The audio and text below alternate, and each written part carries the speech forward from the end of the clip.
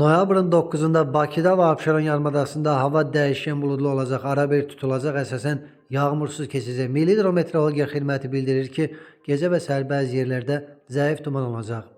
Cənub-qərb küləyi səhər, şimal-qərb küləyi ilə əvəz olunacaq. Temperatur gecə 9-13, gündüz 17-20 dərəcə isti, atmosfer təzyiqi isə 766 mm civə sütunu olacaq. Naxçıvanda da sabah hava günəşli olacaq. Temperatur 16-19 dərəcə təşkil edəcək. Azərbaycan rayonlarında yağmur hava müşahidə olunacaq. Lakin gündüz bəzi dağlıq ərazilərdə az yağış yağacaq, duman olacaq, şərq küləyi əsəcək. Temperatur gecə 8-13, gündüz 18-23, dağlarda gecə 1-5, gündüz 8-13 dərəcə isti olacaq. İstənilən hava şəraitində hər birinizə xoş əhval-ruhiyyə arzu edirik.